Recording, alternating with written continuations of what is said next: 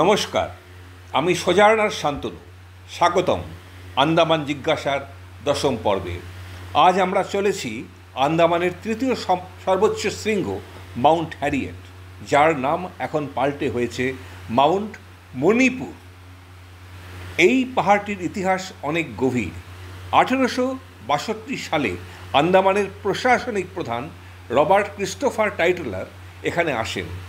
তার স্ত্রী হ্যারিয়েট টাইটলার ছিলেন একজন চিত্রশিল্পী এবং ভ্রমণ পিপাসু। তার নামেই এই পাহাড়ের নাম রাখা হয়েছিল মাউন্ট হ্যারিয়েট। কিন্তু 2021 সালে ভারতের সরকার এই পাহাড়ের নতুন নাম রাখে মাউন্ট মণিপুর। কেন এই নাম? কারণ মণিপুরের রাজা কুলাচন্দ্র সিং এবং তার অনেক সহচর 1891 সালে ব্রিটিশদের বিরুদ্ধে যুদ্ধ করে পরাজিত হন এবং তাদের নির্বাসন দেওয়া হয় আন্দামানে। তাদের অনেকেই সেলুলার জেলে বন্দী ছিলেন, তাই ঐতিহাসিক ন্যায় প্রতিষ্ঠার লক্ষ্যেই এই নাম বদল। এখানে পৌঁছবার দুটি পথ রয়েছে। প্রথমত, সরাসরি গাড়ি নিয়ে পোর্ট ব্লেয়ার থেকে প্রায় 40 মিনিটের পাহাড়ি রাস্তা ধরে পৌঁছানো যায়। দ্বিতীয়ত, একটু রোমাঞ্চকর পথ। চ্যাথাম জেটি থেকে ব্যাম্বু ফ্লোটে করে সামুদ্রিক রাস্তা পেরিয়ে পৌঁছতে হয়। একদিকে সমুদ্র, অন্যদিকে গভীর সবুজ পাহাড়, অতুলনীয় অভিজ্ঞতা। এই পাহাড় থেকেই দেখা যায় নর্থ বে আইল্যান্ড। সেই আইল্যান্ডে একটি লাইট হাউস আছে, যেটির ছবি ছিল পুরনো 20 টাকার নোটে। এই স্পটকেই বলা হয় ক্যালকাটা পয়েন্ট। কেনই নাম? ব্রিটিশ আমলে এই স্থান থেকে ক্যাপ্টেনরা ক্যালকাটার দিকে নৌপথ পরিকল্পনা করতেন বলে মনে করা হয়, তাই এই নামকরণ। এখানেই রয়েছে মধুবন ট্রেকিং রুট, আন্দামানের অন্যতম বিখ্যাত ট্রেক পথ। শুরু হয় মাউন্ট মণিপুর ন্যাশনাল পার্ক থেকে এবং পৌঁছয় মধুবন ফরেস্ট ক্যাম্প পর্যন্ত।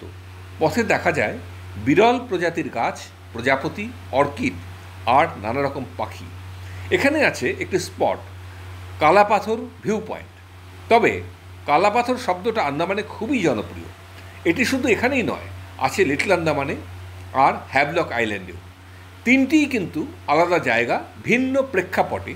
এ নিয়ে পরে আমাদের ভবিষ্যতে আলোচনা থাকবে। এখানকার কালাপাথরের ট্রেকিংটি 16 কিলোমিটার দীর্ঘ বনভূমিতে বিস্তৃত। প্রচুর ফুল, গাছপালা এবং অন্যান্য অসাধারণ প্রাণী রয়েছে।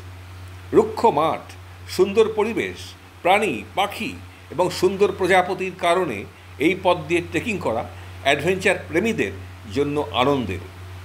ট্রেকিং শেষে একটা জায়গা দেখবেন যেখান থেকে ব্রিটিশ শাসনকালে অপরাধীদের খোলা সমুদ্রে ফেলে দেওয়া হতো। ট্রেকিং না করলেও চিন্তার কিছু নেই, কারণ তুমি প্রকৃতির সঙ্গে একান্তে আনন্দ উপভোগ করতে পারো। প্রকৃতির সৌন্দর্য ও নীরবতা তোমাকে প্রশান্তির অনুভূতি দেবে। মাউন্ট হ্যারিয়েট নিজেকে সতেজ রাখার জন্য একটি ফরেস্ট গেস্ট হাউস করে রেখেছে। বিনামূল্যে পরিষ্কার ওয়াশরুমও পাওয়া যায়। আরামদায়ক পোশাক এবং জুতো পরে আসা ভালো, কারণ এটি একটি বনাঞ্চল এবং এখানে প্রচুর হাঁটাচলা করতে হয়। এছাড়াও প্রয়োজনে কিছু সানস্ক্রিন এবং পোকামাকড় প্রতিরোধক সাথে রাখুন। এলাকাটিতে আবর্জনা মুক্ত রাখা আরেকটি কাজ। আইন অনুসারে জরিমানাও হতে পারে। বৃষ্টির দিনে মাউন্ট হ্যারিয়েট ভ্রমণ এড়ানোই ভালো। সত্যি নানা জাতের গাছ, পাখি, কীটপতঙ্গ নিয়ে এই জায়গাটা জীবন্ত মিউজিয়াম। মাউন্ট হ্যারিয়েট শুধু একটি ভিউ পয়েন্ট নয়, এ এক ইতিহাসের পাঠশালা। একদিকে প্রাকৃতিক সৌন্দর্য, অন্যদিকে ভারতীয় স্বাধীনতা সংগ্রামের নীরব সাক্ষী। আসুন এই রকম অজানা ইতিহাসকে জানি, নিজের চোখে দেখি। এটাই ছিল আমাদের আন্দামান জিজ্ঞাসার দশম পর্ব। আবার দেখা হবে পরের পর্বে অন্য কোথাও, আন্দামানের অন্য রূপে। চ্যানেল সাবস্ক্রাইব করতে ভুলবেন না। লাইক, শেয়ার ও কমেন্ট করুন আপনার মতামত আমাদের চলার পথেও।